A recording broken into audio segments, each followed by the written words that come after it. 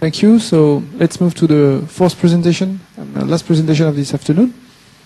So may I introduce Sébastien Kim from Software Engineering Services. Sébastien is a project manager on collaborative projects. His main area of interest are on EWIS, standing for Electrical Wiring Interconnection System, on data transmission using PLC technology, on health monitoring, optimization at design level.